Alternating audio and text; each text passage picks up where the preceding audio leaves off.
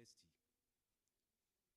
Professor Rodamundi, who is presenting our inaugural lecture today, was billed to have done this on the 26th March 2020.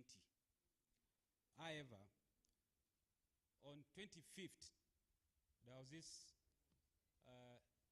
pronouncement for total lockdown because of the COVID-19 that made that event not to hold. That is 3 years down the line. And even when we resume from the COVID lockdown, if you recall, the COVID dragged up to late 2021. Again, we had some intractable challenges that made it impossible to continue where we stopped. We had stoppage of work, and that lasted almost 1 year. So all along these 3 years, the university had been challenged with one reason or the other. However, the Vice Chancellor has, in his wisdom, reconstituted the inaugural lecture under the able leadership of Professor Boyega Kolawole. And that committee had drawn up some guidelines which is hoped will fast-track regular inaugural lecture. Because I said this is the 41st inaugural lecture of this university. This university is over 30 years. We should have done more than this, because there are other universities that took off after us. They are ahead of us. But this committee is poised to give us regular inaugural lecture. I want to acknowledge the presence of some VIPs and prominent Nigerians in our midst.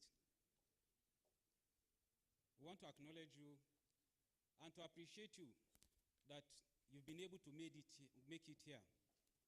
We know it's not been easy, especially now with the cost of fueling. It's because of your love and your belief in us that made you to find your way here. We appreciate you and we thank you for recognizing us, to be here with us, to make this event possible. First on my list is Professor Taholo, who is representing the Vice Chancellor, Benue State University. Please.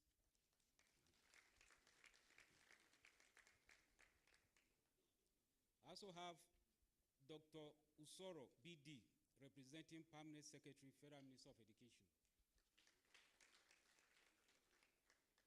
Dr. Martin Ozoka, Federal Minister of Education. Mrs. Binta B. Podo, former teacher of speakers. Professor Abdullah Ibala, representing Executive Secretary, NUC.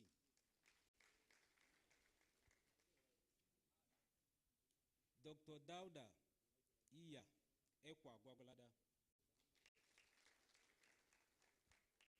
Reverend Dr. Sunday Father Gwagwalada. Elder Mark Tukura Gwagwalada.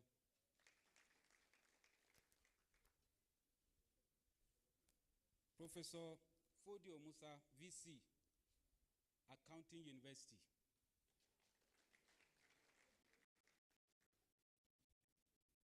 I also want to acknowledge the presence of Provost College of Health Sciences, deans and directors, heads of departments and units here present.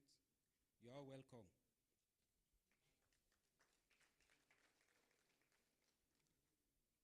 The new committee have drawn up new guidelines, and we want to go strictly by what they've done. So if you have a role to play, the time allotted to that particular portion of yours, you have to stick by it. And I want to draw the attention of our orator, who is going to read the citation, that you have 10 minutes.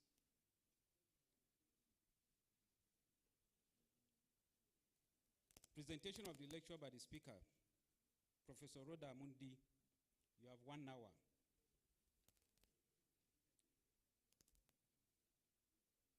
So please take note. If the time allotted to your role passes and you've not concluded, we will stop you. This is purely an academic activity, and we want to go strictly by that. I also have Professor Vitalis, representing Vice Chancellor. No, I put this in. I've already mentioned this. Yes. So please, you take note that the time allotted to you is adhered to, as we will not deviate from that. Inaugural lecture is an opportunity for a professor to share his or achievements in terms of research, innovation, engagement, and teaching activities with the audience of the university community as well as the general public. And that is why we are here, to listen to Professor Rhoda Mundi this evening.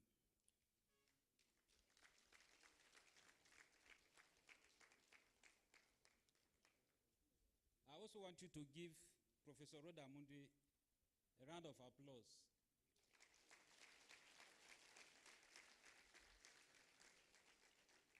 Because, like I had mentioned earlier, she was to present our inaugural lecture on the 26th of March, 2020. But because of the lockdown, she was unable. You can imagine the stress, the trauma, the preparation that went into that preparation. I'm quite sure she must have spent a lot.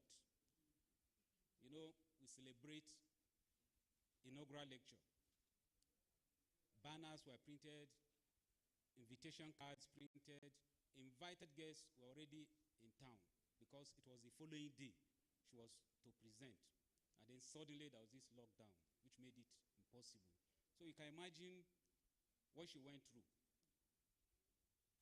We thank God that we are alive to witness today. For those of our colleagues that couldn't survive the COVID, we pray for a peaceful repose of their soul. I now have the singular honor and privilege to invite the Vice Chancellor,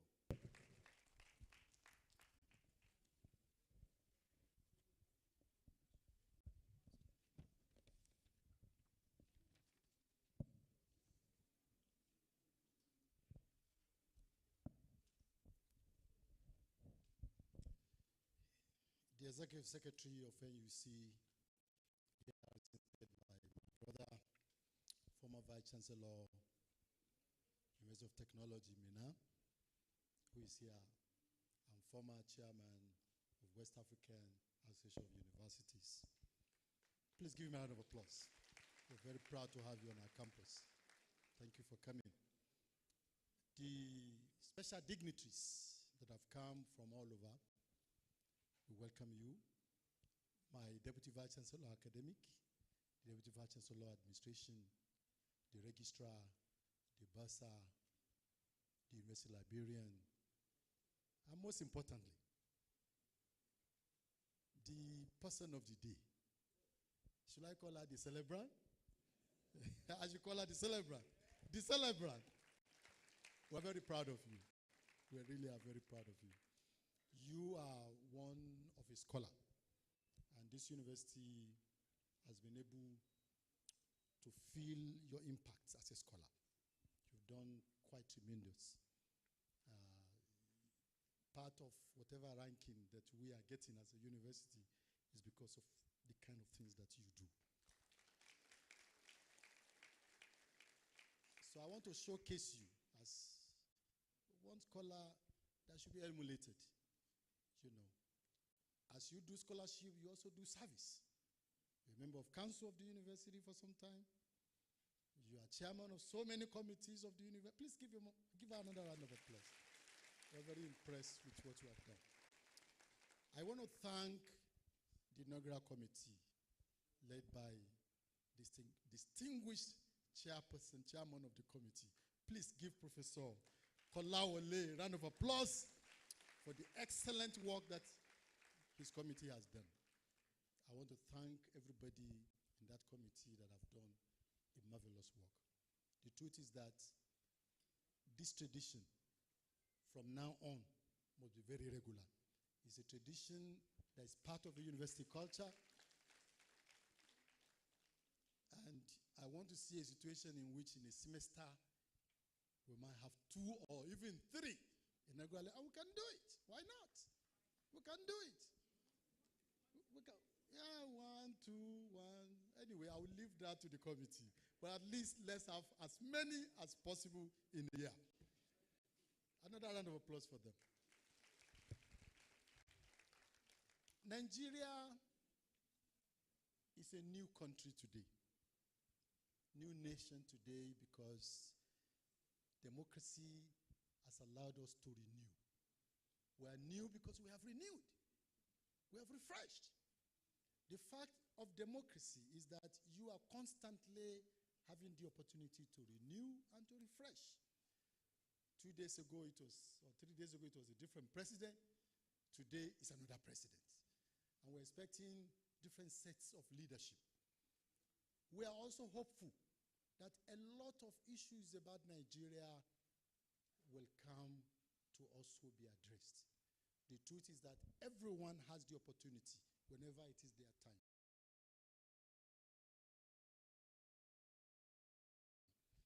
I mean, you can begin from the very beginning.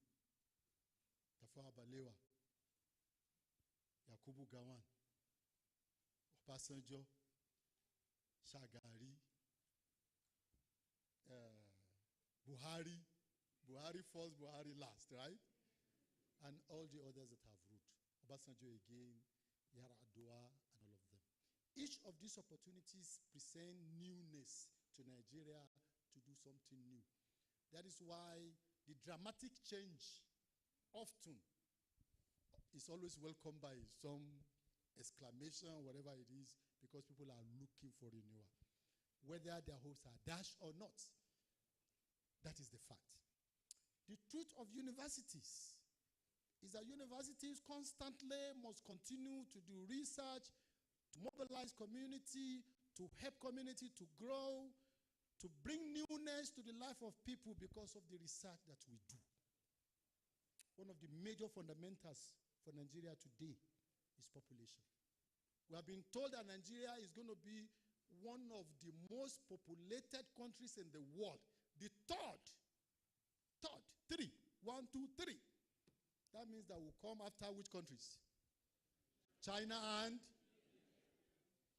Wow. Wow. Some people are already afraid that how are we going to feed our people? What is going to happen to us? The issue of population that are going back in population, Japan is one of them. If you go to Japan and find their issue is that they are not having more people. Canada is one of them. You go to Canada, you see the issue is that, look, we are reducing. Most of these countries are now looking for what? Immigrants. Let's open up immigrants. Let's create new laws. Let's allow new people to come in. Let's look for younger people to come in. Because in some of those countries, the aged people live longer. Therefore, they are more. The younger people are fewer because everybody just give birth to one child or two children. One child or two children. A few days ago, it was actually revealed today. That China is no longer the most populous country in the world. That is now which country? India. And then one day they will just announce Nigeria is now the third most populous country in the world. She's going to tell us, why is it a paradox? What can we do with population? I do know that Africa was never afraid of population originally. The more populated family you are, the more rich you are as a family. You will go to farm, your children will farm, your wife will farm. In fact, if you are in a family of one or two, they will be laughing at you and say, look at you, you are miserable. You are miserable because you don't have what it is. It has to be that with the growth of our population, unlike what is traditional to us, our productivity continues to fall. Why is that? As far as I'm concerned, I don't see population as a crisis. If everybody is to work, at least each person will produce what at least 3 or 4 people will eat. If you work in your maximum. If you work in your maximum, each person should be able to produce food and whatever is the production for 3 people or 4 mouths. That means population is a blessing. Because if you do produce that, and you are many producing, you can imagine the productivity in the nation. So the question we have to ask ourselves, what is going on? We're going to listen to this Abuja professor that we are so proud of. We know she's looked into this. She's examined so many things. She's looked at so many areas of it. She herself has served our nation in many, many committees nationally that is looking at way forward for Nigeria. So what she's given here, I am convinced, is the best that you can get anywhere. I'm so eager to hear her. I'm very, very eager to hear her. So ladies and gentlemen, what I will say is that please pay attention, listen attentively. Don't be destructive, When you are excited about some of this, you might say, just do little clapping. Let's wait until she finishes, then we can stand up in ovation of this great woman, who is a great scholar, who is a great leader. Thank you very much for the word. God bless you.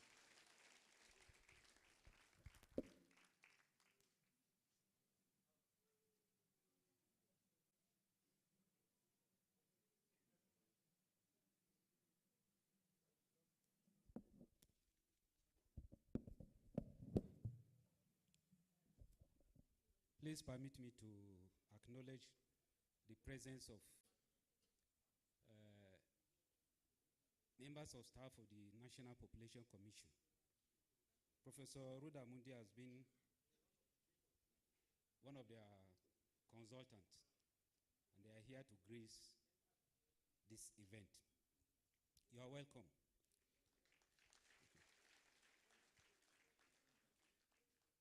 I also want to acknowledge the presence of Professor Barnabas, VC Bingham University.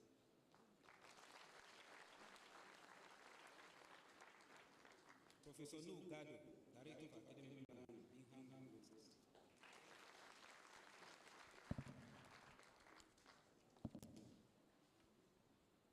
Can we put our hands together once again for the Vice Chancellor?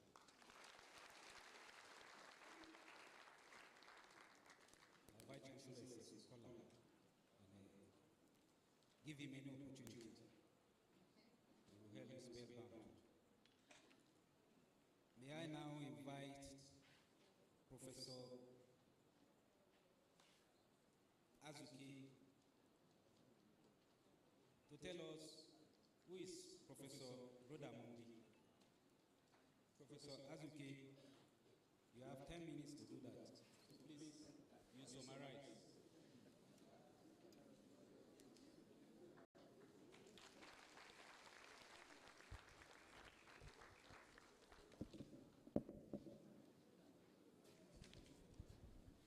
Vice Chancellor, Professor Abdul Rashid Nala, and your management team, the speaker today, Professor Rhoda Mundi, the chairman of the inaugural committee, ladies and gentlemen, since I don't have enough time to talk, I will not greet everybody. Is that okay? Citation on Rhoda, please kindly stand. Citation on Rhoda Mundi, BA, ABU, MSc Unijos, PhD, ABU, Professor of Geography with specialization in population and development, Department of Geography and Environmental Management, Faculty of Social Sciences, University of Abuja. By the University Orator, Professor Macpherson, Department of English, Faculty of Arts, University of Abuja. Topic of lecture, the paradox of population growth in national development.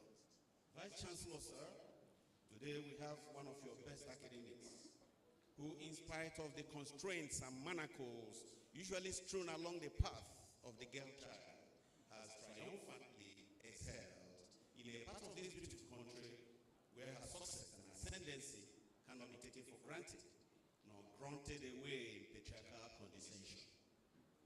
That is the story of Rhoda, the girl child Rhoda, who by dint of hard work has transmuted into a brilliant Professor Rhoda Mundi today, having broken glass ceilings and shuffled aside the debris of intellectual encumbrances. Young Rhoda is the third of 10 children of an Ekwa pastor, Reverend Johanna Balarebe, and Mrs. Hadiza of Dusen Bako, local government area, Kaduna State.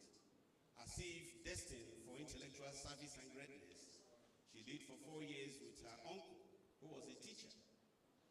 Those critical formative years fertilized her precocious mind for the exalted pedestal she has attained today. Late Reverend Johanna and his wife ensured that all their 10 children received good education, raising 2 professors in the process, one that this university is celebrating here today, the other a medical professor, including a legal luminary, some PhDs, 3 pastors, just to mention the tenacity of purpose of their parents. After her primary and secondary school education, and with an IJMB in the mix, Rhoda enrolled for her BA program in geography at ABU, Zaria, and graduated in 1988. She then moved over to the University of Jos, where she acquired MSc in Population and Manpower Planning in 1991, before earning the ultimate academic laurel, a PhD from the Ahmadu Bello University, Zaria, in 2002. Professor Rhoda Mundi joined the services of the University of Abuja in 1993 and has risen steadily to the enviable position of Professor of Geography with specialization in population and development. To capture the essential Rhoda, the 10 minutes allotted for this citation will be inadequate for the purpose. Professor Rhoda Mundi has 34 solid publications, 17 single-authored and another 17 that are co-authored. Outside a large number of monographs, technical reports and consultancy outputs commissioned by national and international agencies and organizations.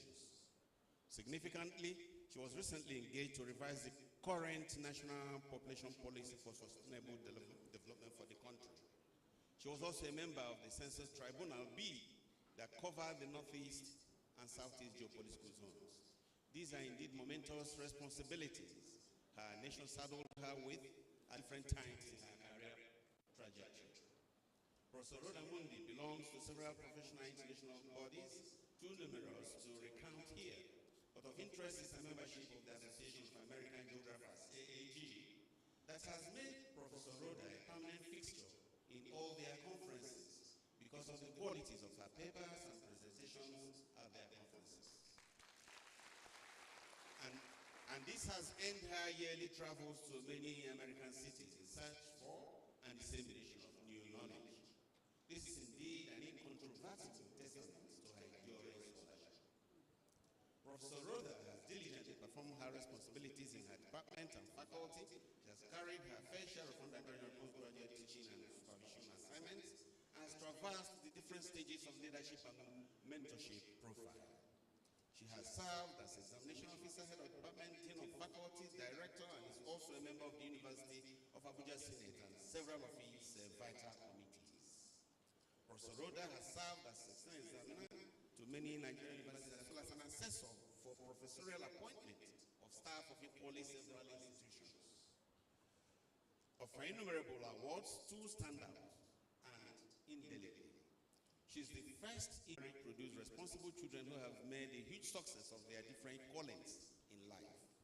One of her children is a judge, two are graduates, second daughter is a 400 level medical student, and the last two, who are twins, are also studying in this university.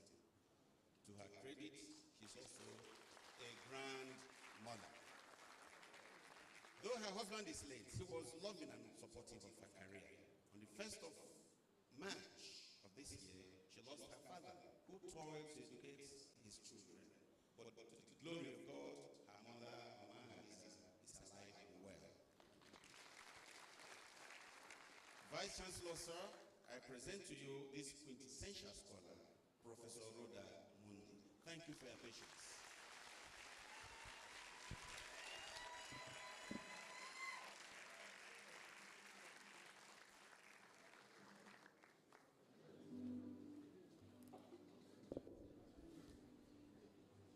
Let's put our hands together for Professor Mark Askew.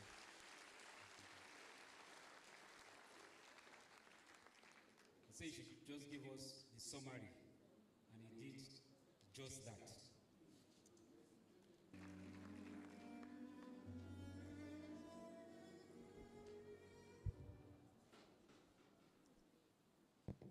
Vice Chancellor, sir, the Chairman of Senate, the Deputy Vice Chancellor, Academics, Deputy Vice Chancellor, Administration, the Registrar, the Bursar, the University Librarian, the Dean of my faculty, Chairman, Inaugural Lecture Committee, gentlemen of the press, invited guests, Senate members, my colleagues, students, ladies and gentlemen. I'm highly delighted to present the 41st Inaugural Lecture of this great university. That's the University of Abuja. And I'm Rhoda Mundi, Professor of Geography, with specialization in population and development. My topic is the paradox of population growth in national development. I thank the Lord for His grace, His mercies, and sustenance through the years. But please, before I proceed, there are two previous members I wish were here with me, but they're not here. But I will want to. Joseph, you can stand up for 1 minute in their memories. The first is my father, Reverend Yohana Balarabe, who enrolled me in school without differentiating between the boys and the girls.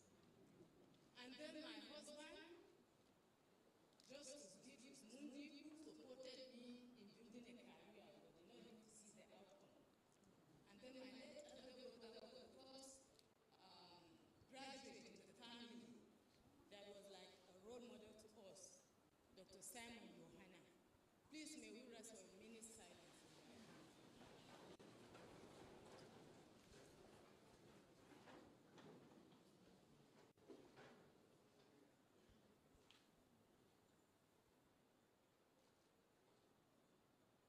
Continue to rest in peace. They are gone, but their memories live on. Thank you. Their souls are already resting in peace. That's why I'm not saying that their souls rest in peace. I begin by asking, what is an inaugural lecture? What is an inaugural lecture? Like I have said, it's an opportunity for a newly appointed professor to showcase his or her work to members of the university community and the general public. It's also an opportunity to acknowledge the work of mentors and colleagues. My lecture is coming late due to some circumstances beyond my control, but as they say, it is better late than never. My interest in development issue goes back to my undergraduate days at Ahmadu Bello University. That interest was expressed in my chosen topic, Analysis of Human Fertility in Terms of Characteristics of Kaduna State, for my undergraduate project. In that work, I analyzed as much as an undergraduate would analyze the fertility levels of women and the factors influencing those levels. What I found was that fertility was high, the women have about 6 children, and that the levels of fertility differ based on their socioeconomic characteristics. I also found that most women had many children because they had no knowledge and practice of modern contraception. Johanna 1988. Where you see Johanna 1988, my maiden name is Johanna, so Johanna Amundi is still the same Rhoda. Now, for my Master's of Science dissertation, I explored the characteristics of women labor force in Jos. And what I found was that women participation in economic activities is underrepresented or underreported. And that is because work is usually associated with paid labor, which does not include unpaid domestic work. So the cleaning, the washing, the cooking is not counted as work. My findings is that participation in economic activities, most women engage in those because they have low educational levels, and so they are occupied mostly the low-skilled occupations. For my PhD thesis, I focus on understanding the connection between women participation in labor force and fertility behavior in the Federal Capital Territory. And the findings show that the behavior of women depends not only on the labor force status, but also on the type of occupation they engage in, as influenced by their background characteristics. And for labor force participation to have a negative influence on fertility, the occupations women engage in must be incompatible with childbearing, and they must also be those which change their attitudes and perceptions of high fertility. As I mature in the field of geography, specialization, population, and development, I clearly understand that population and development are interrelated in a two-way traffic. That population size and growth influences development, and at the same time, development also affects population size and growth. But in this lecture, I'm going to center on the population size and growth as it affects development. Population is both a resource-based and a consumer. As a resource-based, it is the most potent resource of a nation if properly equipped through training and capital investments and deployed in the appropriate sector of the economy. As consumers, it makes demands that can spoil economic growth or stress the environment. So this lecture focuses on the paradox of population growth and national development, drawing a lot from my lifelong research and experiences. The outline is here, starting with the introduction, and we look at some certain terms, define them, and make some clarifications, and look at the theories of development, the history of population growth in the world, the debate on population growth, the theories on population and development interrelations, population growth in Nigeria and the reasons for the high growth, implication of Nigeria's high population growth, and the population policies, the challenges to Nigeria's development efforts. Then I have my recommendation, summary, and conclusion. I will not be that detailed because you already have the handbook, so the details are there for you to read. Some of the terms I'm going to clarify today are the population growth, and then development. Population has different definitions depending on one's field of specialization. For example, the biologist will always refer to community of animals and plants. And then to an astronomer, he will look at groups of stars. But to a population geographer, when we talk about population, we're talking about human numbers and composition in terms of how many you have that are males, females, and the rest. When we talk of population growth, we're referring to change in population numbers at 2 points in time, irrespective of whether the growth is positive or negative. And that growth is actually an index of the economic development of a country. It's also an index of its social awakening, the cultural background, the historical events, and political ideology. On 0.9% per annum. But the growth rate varies between the developed and the developing world. In sub-Saharan Africa, for instance, the growth rate is 2.6%, and in Nigeria, it is 2.4% per annum. Now, growth rate matters for two main reasons. First is that the growth rate determines the rate at which a population will double. For example, when we say Nigeria has a growth rate of 2.4% per annum, what it means is that the population will double in approximately 29 years. So if our population, we are saying Nigerian population is 230 million, by 2015, the population will be 426 million. Now, the second reason why growth rate matters is that growth rate controls the sustainability of a population and indirectly its economic vitality. There are countries experiencing negative population growth. And when we talk of negative population growth, we are saying they have more deaths than births. And because of that, they have a shrinking population base. Actually, between 2006 and 2050, about 20 countries in the world will experience negative population growth. The first of this being Ukraine, with a natural decrease of 0.8% each year. And then the next is Ukraine. Russia and Belarus. These are the three top countries out of the 20 that would experience negative population growth. Now, development, when we talk of development, we are talking about making a life better for everyone in every respect, be it economic, social, cultural, or religious.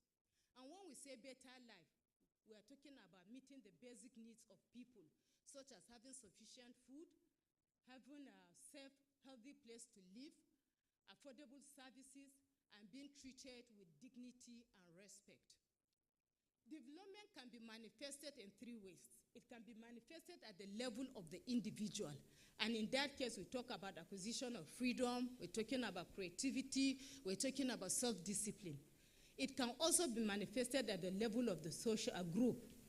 And in that case, we're talking about the ability to regulate and control internal and external relationships. At the societal level, when we talk of development, we are talking a process of transformation through science and technology, which eventually will result in quantitative and qualitative standard of living for the people.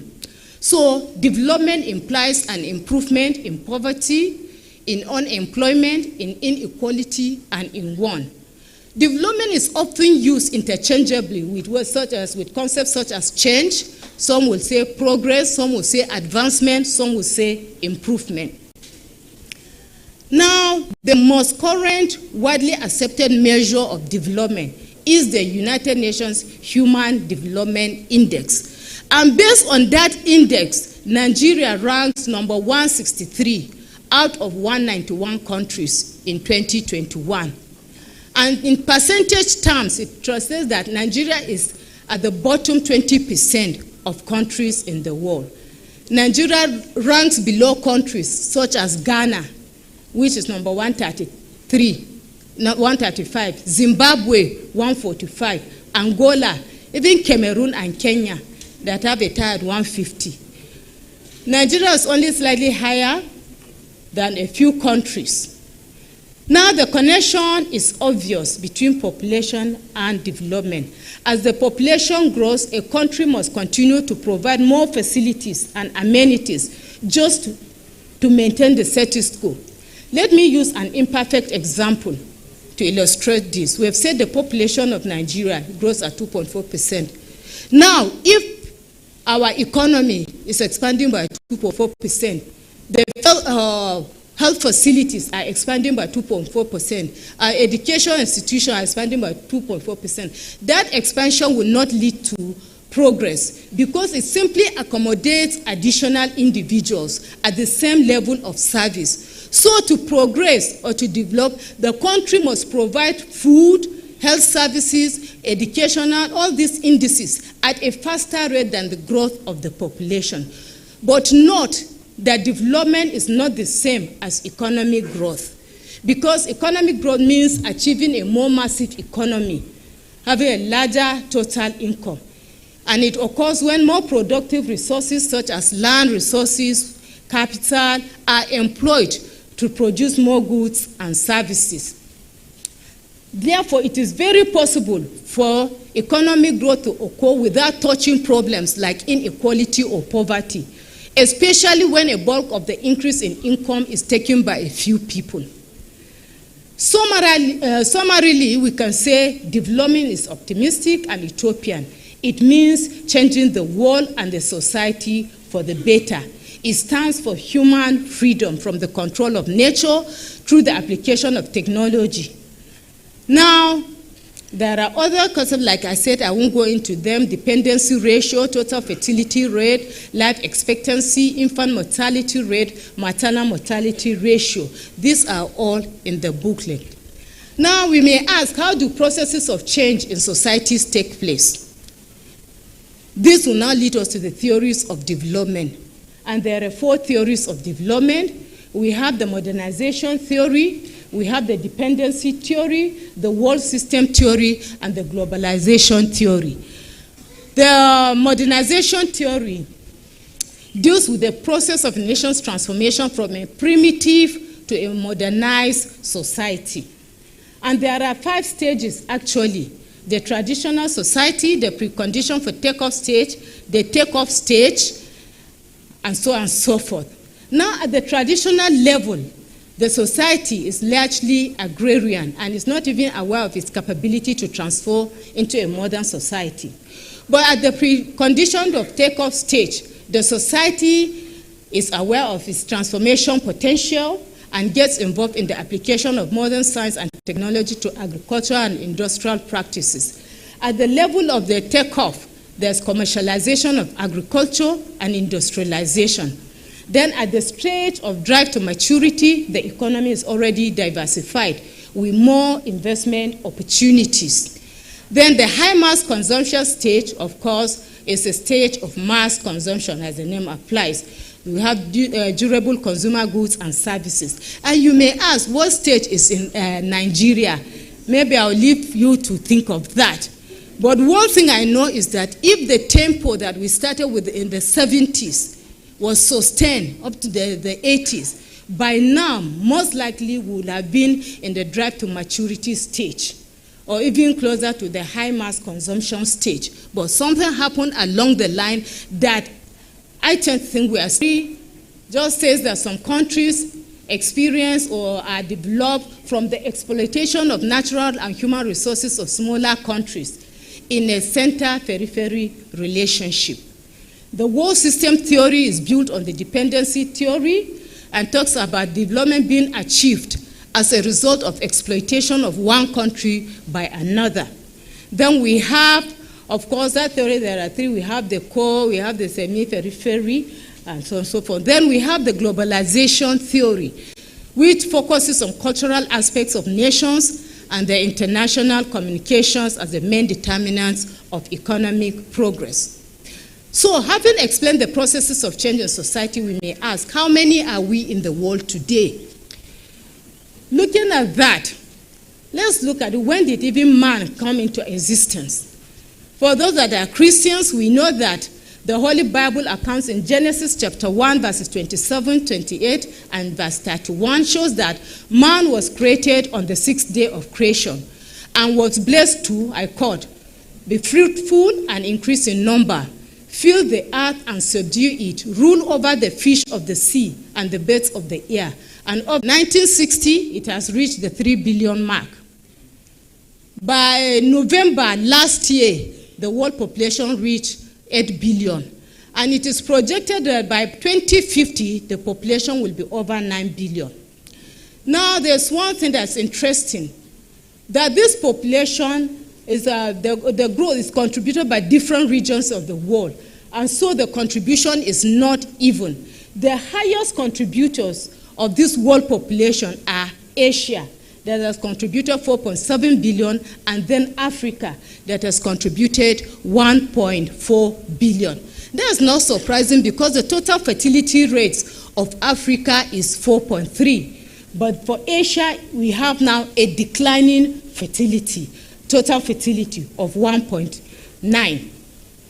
And it's believed that the trend will continue up to 2050. Now, within the Africa region that we're saying, Africa is highly populated.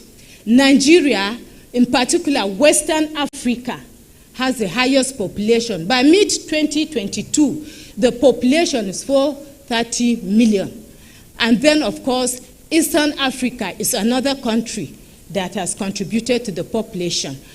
And then going back to Nigeria, now within the Western Nigeria, Nigeria is the most populous country with about 218.5 million people, followed by Ghana with 33.5 million people, and then Cote d'Ivoire with 28.2 million people.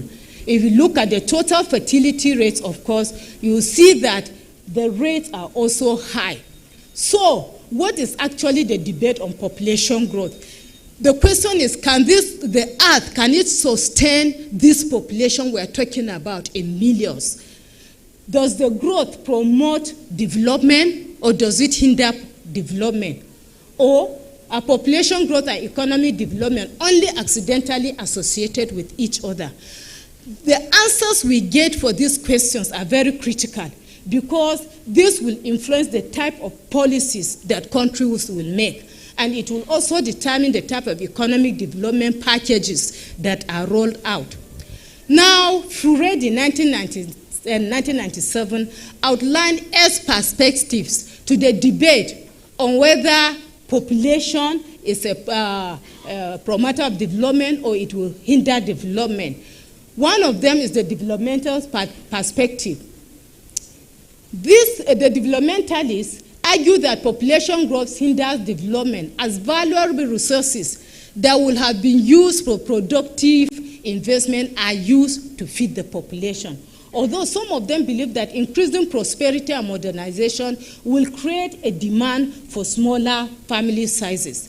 And then the redistributionists attribute high fertility to poverty. To them, it is poverty and lack of economic security, the high child mortality and low status of women that are factors that are even responsible for the high population growth. And then we have the limited resources perspective that looks at population growth as being negative and has a potential destructive impact on the environment. The sociobiological perspective looks at population as a threat to life. In fact, the extremists of those perspectives demand for control in immigration and seek a ban on foreign aid to countries of the South because they believe it's even this foreign aid that is inducing the high fertility. Then the people as a source of instability perspectives argue that high fertility coupled with rising expectations will lead to frustration, and this eventually will result in violent protests to lead to conflicts and wars. And then the women and human rights perspective associate high birth rates with denial of basic human rights, particularly the subordination of women and their exclusion from decision making. To them, if women have access to reproductive health and rights, they will have less children than what they have now. Then the religious pronatalist perspectives do not see population growth as a problem and so do not support any attempt at regulating fertility. Now looking at this, there are critical thinkers that are not just thinking about these perspectives. We are also looking at what actually are the causes of population growth, what are the consequences, and what should be the response of people to this population growth. Answers to these, of course, are related to those perspectives, but then it has led to the emergence of three theories. We have the pessimistic theories, we have the optimistic theories, and then the neutralist theories. I have picked two prominent critics here, Thomas Malthus and the Neo-Malthusian, to look at the pessimistic theories. There are two assumptions that Malthus started with: that food is necessary for the existence of man, and secondly, that passion between the sexes is constant and a necessity. And so based on that, there is the urge to reproduce. And when there is no constraints on this urge, population will continue to increase indefinitely. And so he assumes that population, of course, will grow geometrically, while subsistence will grow in arithmetical progression. And with that kind of growth, population will eventually outstrip food supplies. And so he said there are two checks that he will suggest. Preventive checks, and that will involve moral restraint, abstinence, delayed marriage, and celibacy. But if you don't adopt the preventive checks, then the positive checks will take over. That means you will have poverty, you will have diseases, you will have epidemics, you will have plagues, famine, and so on and so forth. There are some weaknesses to this argument of Malthus, but I'm not going to go into this because of the time limit. It's in the booklet. We have also the contributions or some strengths of his arguments. Then we have the neo-Malthusian theory that agree with Malthus on the consequences of population growth, but they disagree on the solution to coping this growth. To them, there is need to adopt the use of contraception, which Malthus, possibly because of his background as a reverend, is opposed to. Then we have the optimist theories that talks about population growth promoting economic growth. A typical example is Esther Bostrop, 1965, and Julian Simon, 1981. They argue that human ingenuity will create the needed technology to overcome environmental constraints to development.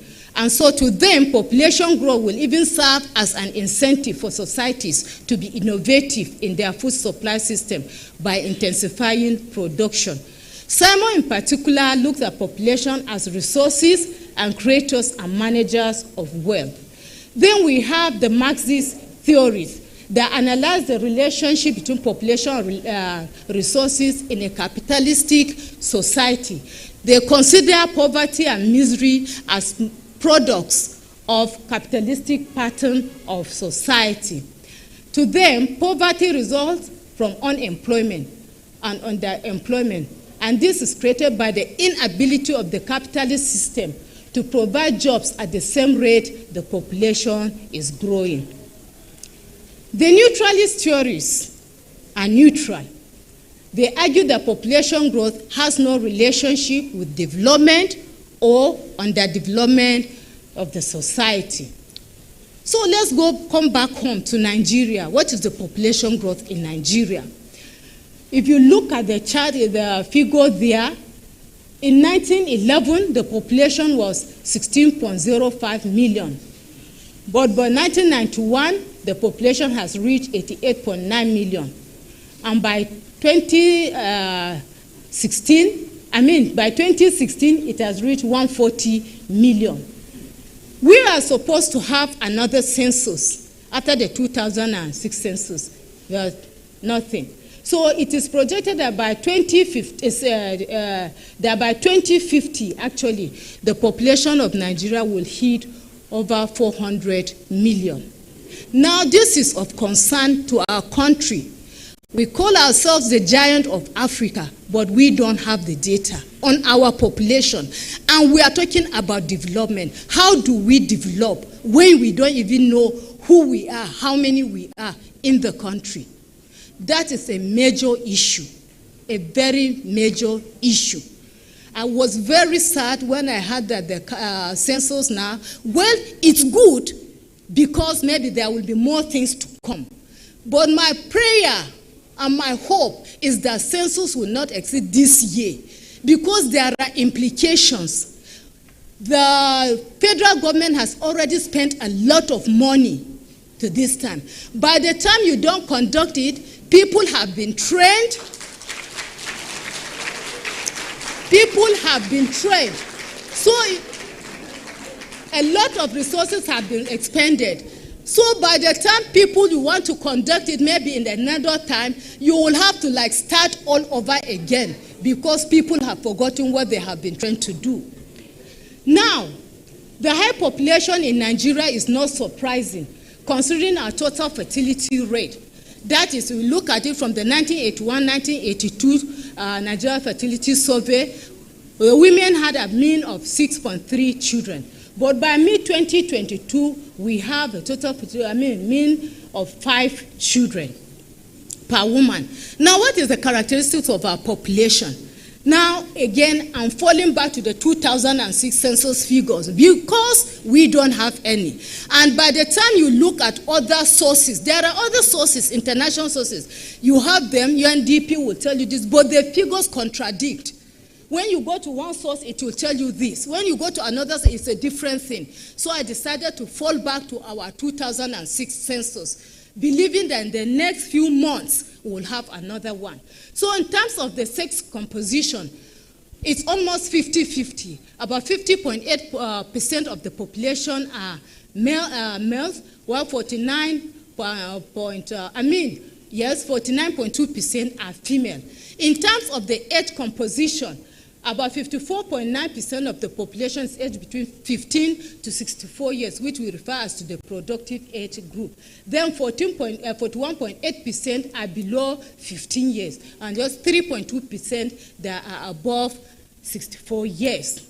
If you look at the age-sex pyramid there, the youthful structure of our population has some implication. It shows us that our population is expansive, and that will give us the high labor force. But then there are implications again on the resources, especially the amount to be expended on healthcare, subsistence, and other things. Overall, the implication of our population, especially considering the fact that the quality is poor, I will talk about that when it comes to education. The implication for our economy is that we'll have poverty. There will be hunger, there will be restlessness, banditry, that one we are all battling with that, and possible political instability if we don't handle our population very well. Now, in terms of the literacy status, the quality of our population, if you look at this figure, almost across all age groups, there are more illiterates than the literates. Look at those 15 to 19 years. We will expect at this level, once a child is between 15 and 19 years, we have more literate people. But look at it. 52.7% are illiterate. Look at those aged 20 to 40 years, 52.2% are illiterate. That is of major concern because there's no proper development that will take place when a substantial number of the population is not literate. Then if you look at this literacy again, there are variations between the males and the females. There are more literate males than females. Only 26.2% of males are illiterate, compared to 62.5% of women in the age group 15 to 19 years. And then looking at it based on the regions, regionally, you see there is variations. The northern zones have the highest illiteracy rates. The northwest zone, about 74.9% of the population is illiterate. The northeast is 71.6%. The north central is 61.7%. Compare that with the southeast zone, where you have only 31.5% of the population that is illiterate. That again is of concern. Now, in terms of the occupation of the population, again, relying on the 2006 census, most of the population is engaged as sales workers and agriculture and related works. So why do we have high population growth? It is approximated that 80 million people are being added to the world's population every day, and this comes mostly from the less developed and least developed countries.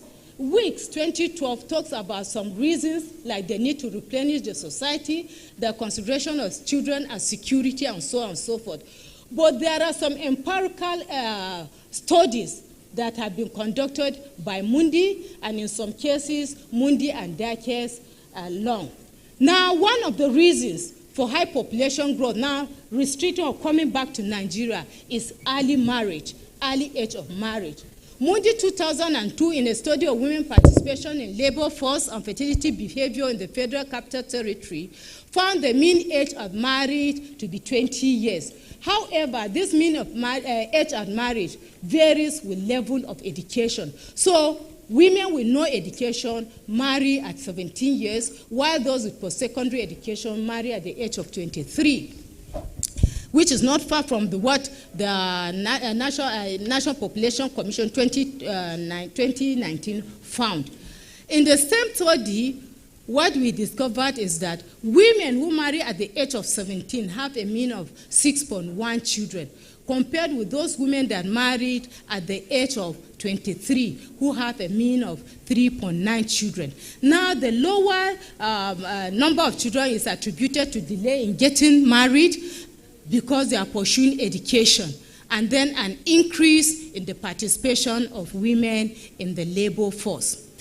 Meaning that if you want really the growth rate to decline, targeting women, then you have to invest more in the education of women and even in providing them with something to do in terms of employment.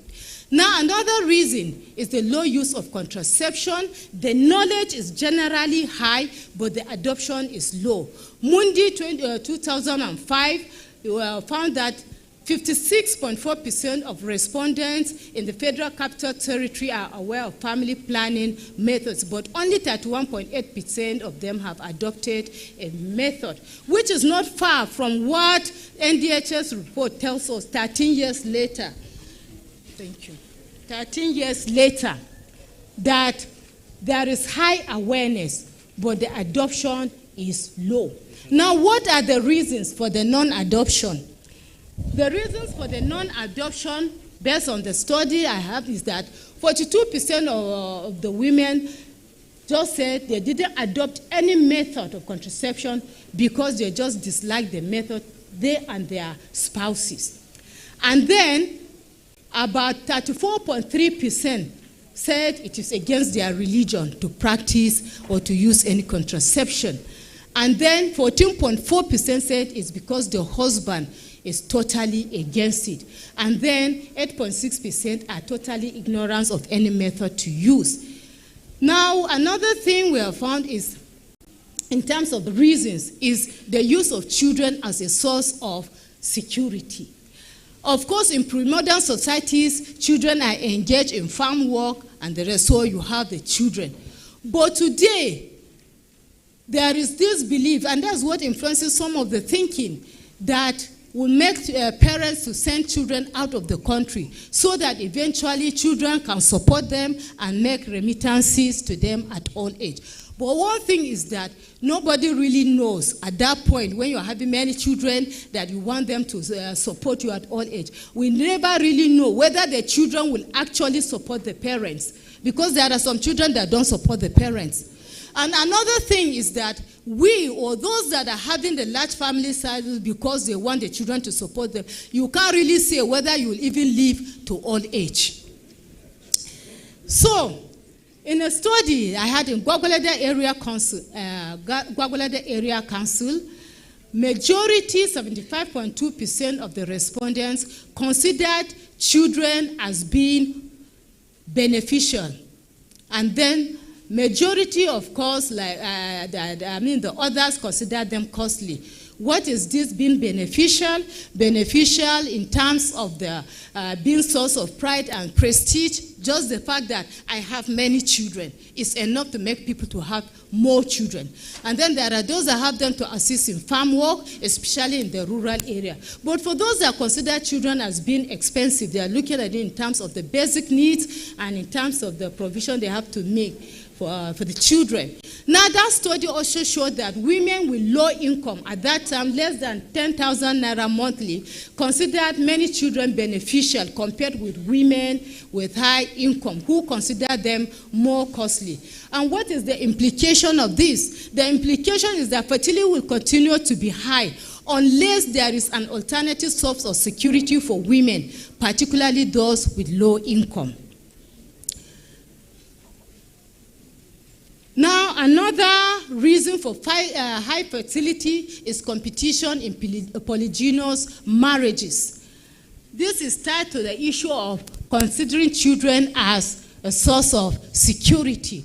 Now, the studies again by Mundi 2004 shows that in polygynous marriages, we have more children than women in monogamous marriages. And that is a clear departure from Mamman's 1992 findings, who found lower fertility within polygynous marriages. And the explanation for that was that there is lower average frequency of coitus arising from the man distributing his sexual activities among the number of wives he has. But in Mundi's 2002 studies, the reason for high fertility is because of the competition that is found amongst women in polygynous families, because they are competing for those number of children, believing that when the man dies, you will have more children, more shares of the inheritance through the children.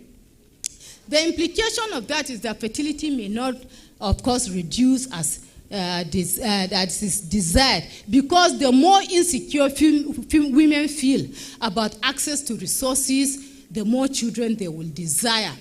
Another one is the lower status of women and the desire for a particular sex. And in this case, it is the male child. And that is because women are always considered as subordinate and being inferior to men. And so most families want to have a male child so that the child will bear the family name and so on and so forth.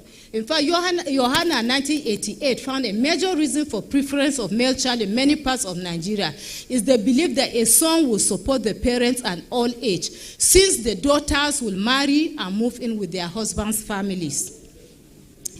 Now, another reason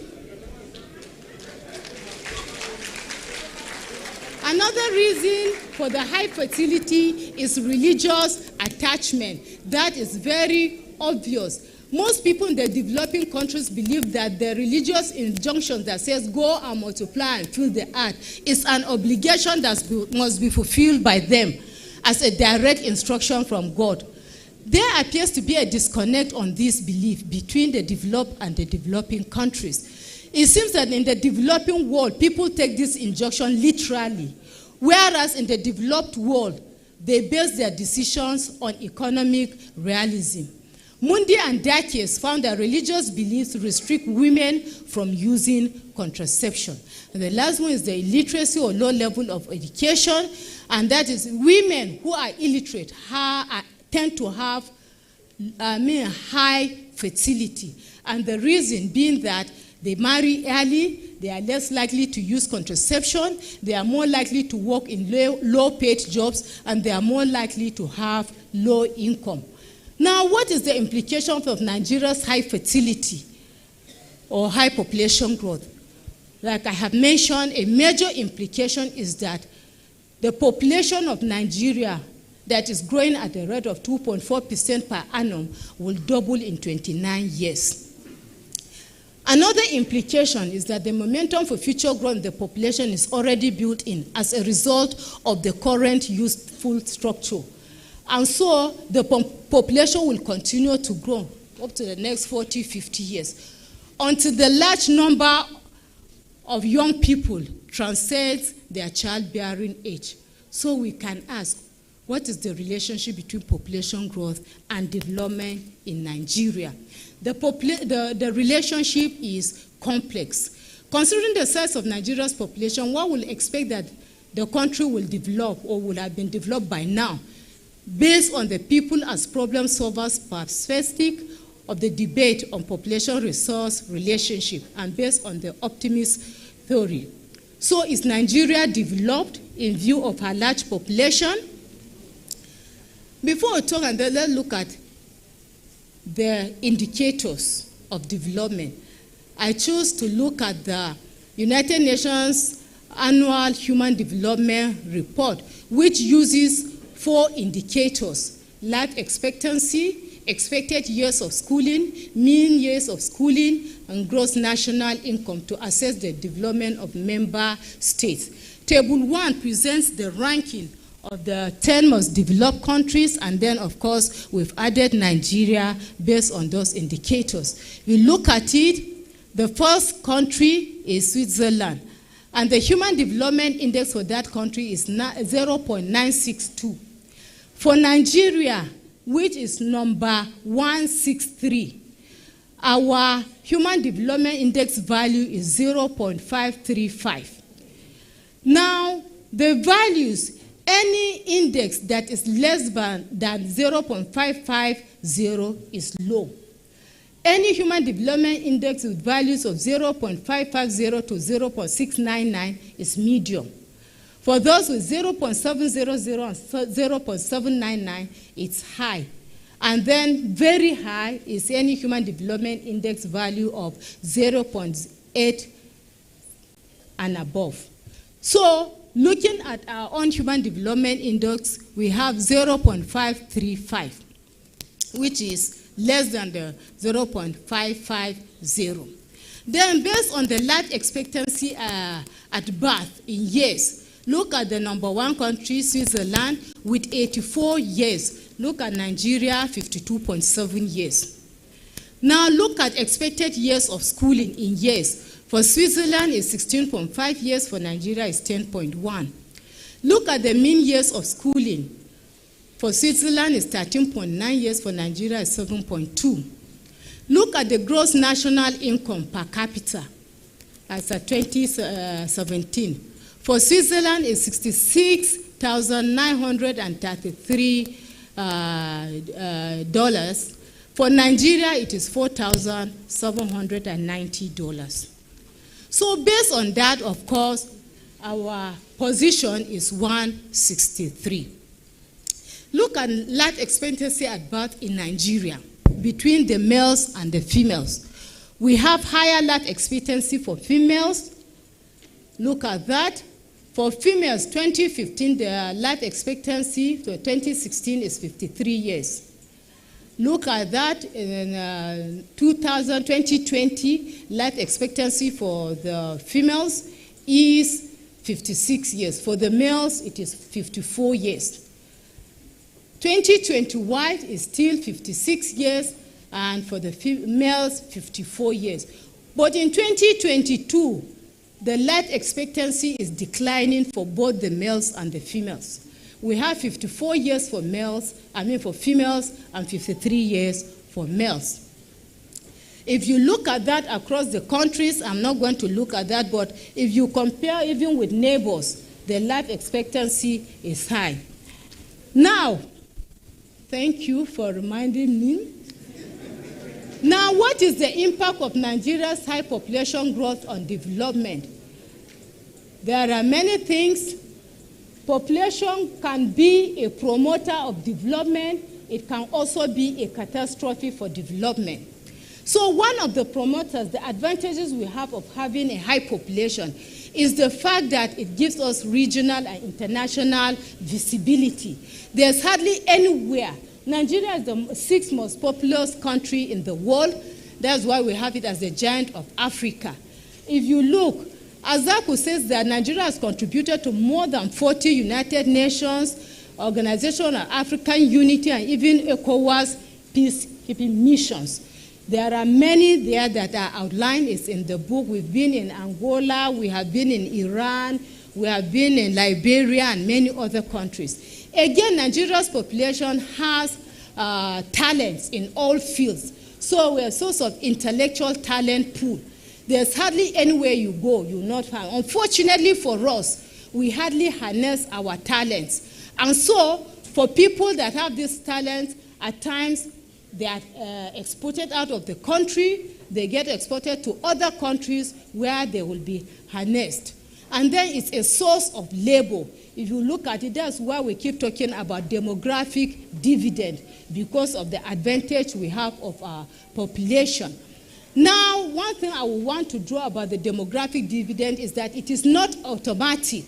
The fact that we have the large population does not translate that to that, yes, we have all the advantages. No, unless we invest in the population before we have that. Singapore is a good example. Now look at our youthful population that we have, and then our population is also a source of market. and then look at population as a catastrophe to development at even the individual level. You as an individual, when you have a large family size, you are unable to even invest to do anything meaningful because you'll be spending it on the population. It also increases maternal mortality. It also increases infant mortality. Look at us, when you have too many people, you may have to have more cars than one. So G, move on. Then look at it, in some cases you even have children selling because you want to augment the family income. And so you tell your children to go and sell things. Look at our maternal mortality, that is 556 in 2018, which is higher than the world's maternal mortality ratio of 211. Now, the direct causes of maternal mortality are listed there. Then we've talked about infant mortality in Nigeria. And then what is the impact of high population growth at national level? I've talked about the impact at the individual level. At the national level, it impacts on the health, that the resources that might otherwise be used for other sectors of the economy are invested in the population. Look at it in terms of the health workers that we have. Because the population is much more than the number we have a shortage of health workers to go around. Look at them. Here we have maternity. That's why women will go to maternity clinic from morning to before they leave is 3 p.m. Now, the impact on education is there.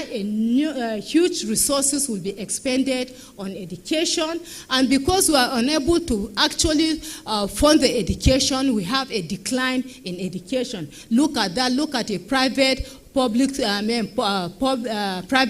school. Look at our own public schools, the way they are. Then we talk about literacy status, that because of lack of investment, even the quality of education is declining. Now, that may be tied to the budgetary allocation in the government. If you look at it, the budgetary allocation has been declining, especially the one for the education sector. Impact on the economy will include rate of unemployment and underemployment increasing. The dependency ratio is there. The gross domestic product is there, but it doesn't even impact on life. There's a problem on agriculture and food security. There is a problem of urbanization and housing, shortage of housing, even on the environment. The details are there. I'm sure some people remember this one, the unemployed Nigerian youth, when they went for aptitude tests. That played 8. Then, one problem is that as a result of all this, the misery index in Nigeria has increased as a result of rising unemployment and rising inflation. And so in 2017, our misery index is 35.3%. This was 19.4 in 2015. I wonder what our misery index will be now, 2023. Now, what we'll now talk about is the impact of this population growth, or what countries do to control their populations. We have different population policies. Now it depends on the trend of your growth. If you need to boost your population, you adopt policies that will encourage the population. But essentially, a population grows as a result of the interaction of fertility, mortality, and migration. So if you are having any policy, the 3 must be impacted on. You must talk on each one of them. So one will ask, why is it that, or what has Nigeria been doing with our population? We have our development plans, and after that, we have our national population policy that spells out everything, that once we are able to implement the population policy, it will help in our development. The goals, the details are all there, but there are, of course, likely challenges that will affect the implementation of the policy. Importantly, funding is one of them. So one will ask, Why is it that Nigeria is not developed, or what are those challenges to our development efforts? The greatest challenge we have is lack of good governance. And that is spelled out in details. I wouldn't want to now rush. Lack of good governance. Another challenge we have is lack of adequate data for planning. I have mentioned this already, that we are due for census. We were due in 2016. This is 2023, no census, and we are talking about development. How do we develop when we don't even know the numbers? We don't know the people that need to be educated at what level. We don't know how many males we have. We don't know the various age groups. We don't know the type of economic activities that our population is engaged in. How can we develop? And so I'm calling on the government to please conduct a national population and housing census. And that's my request. So, looking at that, I've talked of lack of data. Another problem, the challenge we have, is poor investment in education, health, and infrastructure. I will talk again about that. The poor funding in education has affected us. Even the quality of education is declining. And now with what is happening, there is even most universities, and I'm sure most schools, have introduce more fees. We don't pay tuition fees, but charges. The charges have been increased. Now, how many poor families will be able to send their children to school? Are we saying that we don't want them to go to school, and that will affect our development? So in our quest for development, the government should look for a solution to augment this. Another thing or a challenge to our development is the slow pace of implementation of policies. We have many good policies in the country, but the implementation is a challenge. Another thing is our brain drain.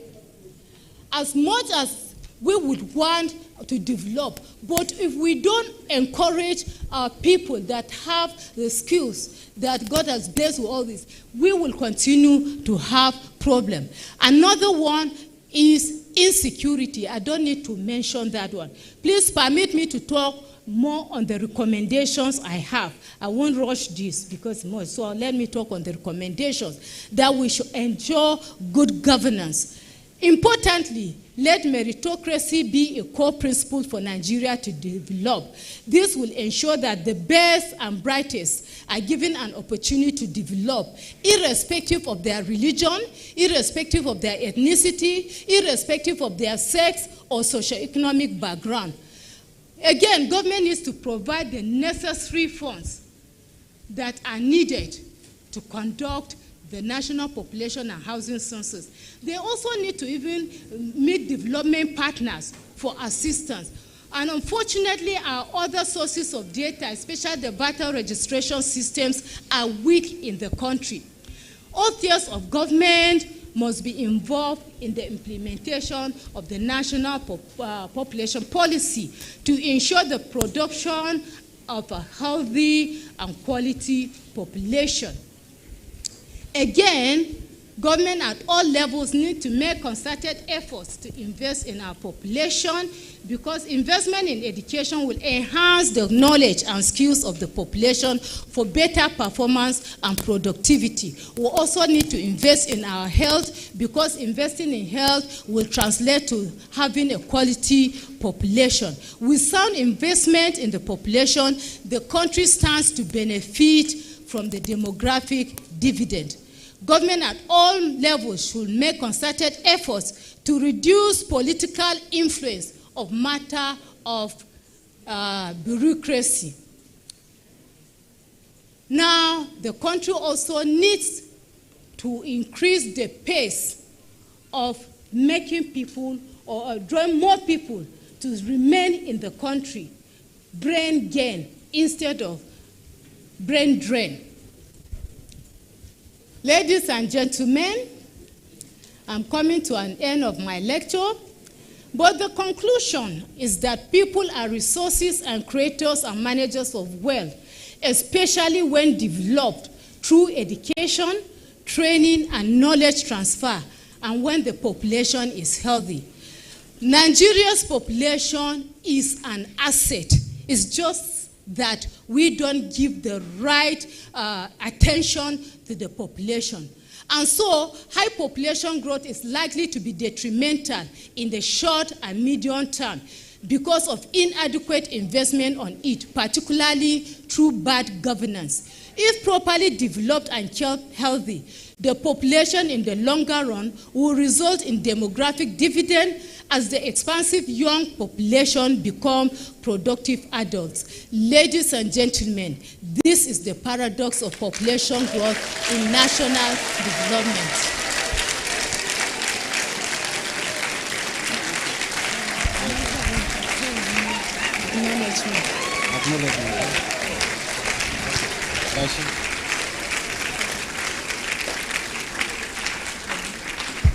Thank you very much. I've asked him to give me a few minutes to acknowledge some people, please. I want to, first of all, I thank the Lord God Almighty for His grace and for giving me this opportunity to do the inaugural lecture. Mr. Vice Chancellor, sir, thank you very much for this opportunity to join the list of erudite professors who have presented inaugural lectures in this university. The Chairman of Council, Professor Ahmed Modibo, and the Chairman of Council, Alhaji Sani Mekudi, the former Chairman of Council. And there are other members of Council, I can see Professor Gazama, the Barrister Dushola, they are all here. They were members of the 8th Governing Council, and there are others. Please, can you understand? Thank you very much for coming. Not all that, I want to thank the chairman, inaugural lecture committee. He kept saying, Professor Mundi, 15 minutes, 15 minutes. And I told him, Prof, please, you are adding to my tension, just leave me. So thank you very much, sir. I also want to, there are some people that, even though they are not here, I want to acknowledge, and there's one, Mr. Joshua Bitiong, that actually, there are other, Mr. Joshua Bitiong, and my teachers at different levels. My principal, Queen Amina College, Kaduna, led me Salama to Tabita Audu. She passed on last year. I want to thank you. And importantly, I have my geography teacher in secondary school, Mrs. Binta Dodo, Mommy. She's there. So thank you very much. Yes. I also have some supervisors. Mr. Joshua Sikibis was my supervisor at the undergraduate level. Professor Iheme Gulom, he's not here, but he was my supervisor at the University of Jos. And then I have led Professor Ogona and Professor Moses Maman. They were my supervisors at the PhD level. My Professor Jesse Ikerian, who I don't know if he's here, but he was my supervisor at the postgraduate level. I have a postgraduate diploma in education, so he was my supervisor. And I want to thank all of you. I have my lecturers at the university, Professor Kingsley Ologe, Professor Ladiko, led Professor Ario, Professor Iguisi, Professor Jerry Ghana, and led J.M. Baba. They were instruments to what I am today. I want to also thank Lordship Bishop Matthew Hassan Kuka. Sir, thank you very much. Yes, sir. And I want to thank my uncle, Comptroller Bernard Umaru. Maybe I will say one or two things. One, I wanted, after my school, I started a few months at Government College Kaduna, then left for College of Education Kafanchan for about a year. I was still searching for greener pastures. So I asked, and then I wrote a letter to Bishop Kuka and said, please, I want somewhere to work, either in a bank or with Nigerian Ports Authority. So in his wisdom, Bishop Kuka now sent me and said, write an application to the National Universities Commission. So I did that. And then I gave my uncle, because my father will not allow me to leave Kafanchan. He said, if you go, why are you even living there? Let me use Hausa word for those that understand Hausa. Kina son kije ki bi en iska. So he didn't want me to leave the village, Kafanchan. So when I discovered that he would not even allow me to bring the application to Bishop Kuka. I gave my uncle, who is retired, Bernard Umaru. And then when he went, I told him, please take this letter to National Universities Commission. My uncle, in his own wisdom, brought it to the University of Abuja. And that's how I was employed here. The rest is, I don't want to say much. And then, of course, there are many people, the dean, members of Faculty of Social Science, you've been very wonderful. My students, you've been very wonderful at both the undergraduate and postgraduate level. And then I have another family, my church, Ekwa Gwagwalada. My reverend and members of the church are all here. Thank you very much, sir, for coming. And then before I do that, I have my childhood friends, Professor Amina Lodip from University of Jos. And then I have Mrs. Mary Achi. She's the principal Federal Government College, Bakori. Then she left from order to come for this. And so thank you. One of my friends is not here, Mrs. Elizabeth Chang. She died about 2 months ago. So I thank God. God will continue to grant them eternal rest. And then, of course, I have good friends that are not here, but they have been all supportive. I've been very supportive all along. I have Professor Ando Betahule, and then I have Dr. Caleb and Bosede Oria. They are not here, but they have been supportive. And I want to also acknowledge and may appreciate my late husband. He's not here, but he played a great role. He encouraged me, supported me. In fact, anytime I have to write, because he understands that my promotion depends on my publications. So to encourage me at times, he will leave the bedroom, come and sleep on the couch, in the parlor, while I'm writing my things. And he's sleeping. When I'm tired, I will wake him up so that we can go in. Unfortunately, he's not here, so thank you. So I want to acknowledge him. And then, of course, apart from that, I want to appreciate my in-laws. My husband is not here, but my in-laws have been very supportive. There's hardly anything that will happen that they will not be there. And they are here, I'm sure, to support me. And then, before I go in, I skipped that one, but let me know in my rush, let me not forget. There are various, my vice chancellors, Professor Adelabu. I will appreciate him because my professorship came during his own tenure after many years. And then Professor Nuhuyaku had been very, very supportive. I worked with him. And so thank you very much, sir. Professor Michael Male Adiku is not in here. He sent his apologies, but he also had been very, very supportive. I thank all the vice chancellors that I've worked with in this university. And then, of course, before I forget, there are two of my husband's friends that have also been supportive. There's one, Justice Garba. My husband calls him Nani. He has always been supportive. And Isti Barde, that my husband calls Ete, he's been very supportive. There are many people, Mr. and Mrs. J.P. Shangwa, Mr. Obi Adams. I don't want to mention names, please. The National Population Commission, Chairman, National Population Commission, thank you very much, sir, for coming. He's here. He didn't come alone. There are many people that came with him, but I will not mention. The Vice Chancellor, Benue State University, is here ably represented by the Dean of Postgraduate School, Professor Vitalis Andova, and his amiable wife. Thank you very much, sir. There are too many people. In ABU, we have my class of 1988. We have our chairman of our class. So please, can you rise up? And all my classmates in ABU, you are here. See some of them here. Just a minute. My classmates in Queen Amina College. Queen Amina College, my classmates are here. They have all come. Please, if I don't, I have deliberately refused to mention anybody from the university because I have too many friends in the university and I don't want to enter trouble. So let me use that to say Wawa. Thank you very much. University of Abuja Women Association. The president is here. Thank you very much. I mean, the patron, So thank you very much. Please, if I don't acknowledge you, it's not that I don't recognize you, but the time is too short. My colleagues, everybody, thank you very much.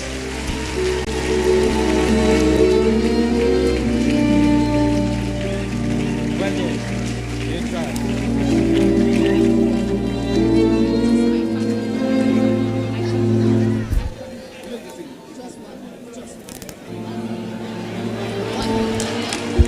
Please, sorry, Mr. Vice Chancellor, sir. I'm about to commit a blunder that I don't want to. My family is here. I didn't acknowledge them.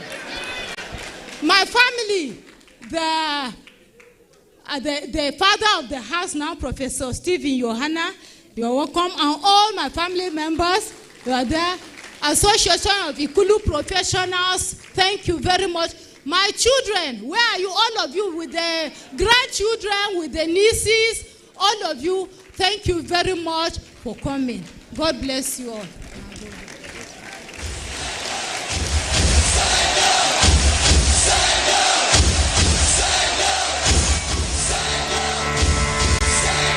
I was built to be the best, number one and nothing less.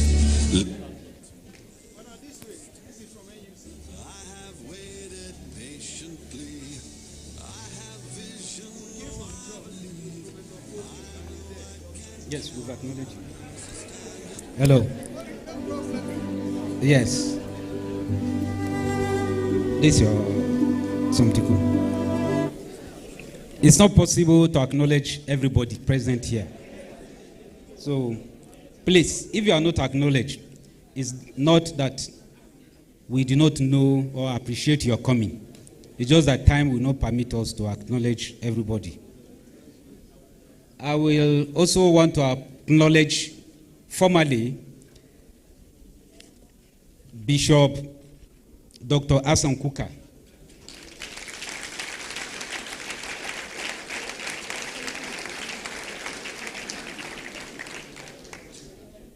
I'm also acknowledging Honorable Nasir Issa Kwara, Chairman, National Population Commission.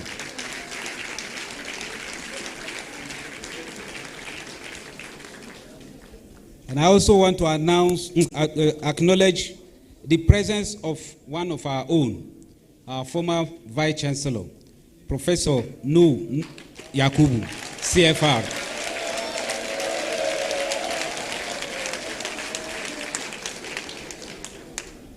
Professor Nu had always associated with the progress of the university, and anytime we have occasion, it doesn't hesitate. You are welcome, sir. We appreciate you.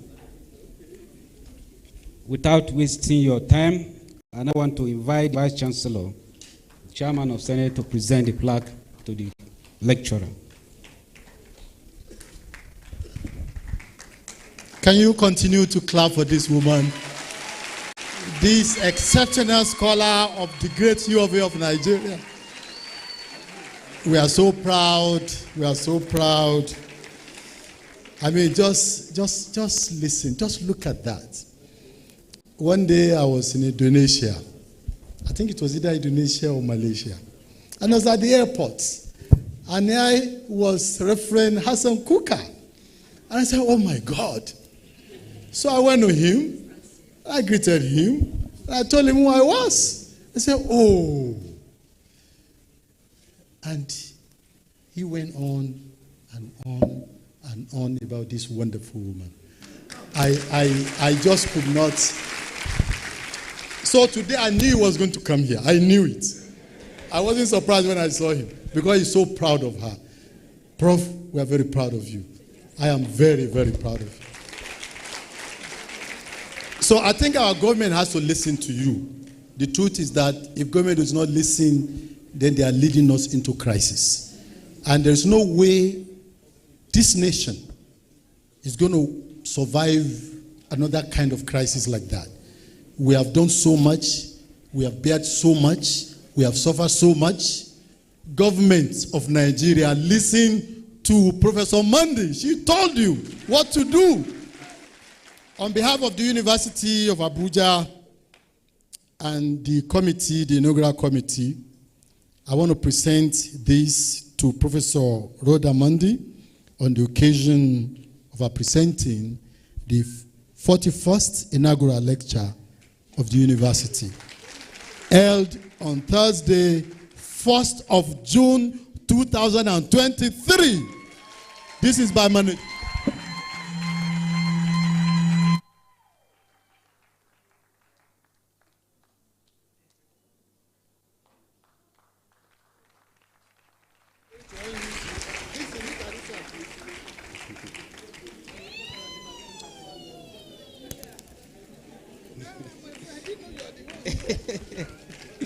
Okay, sir.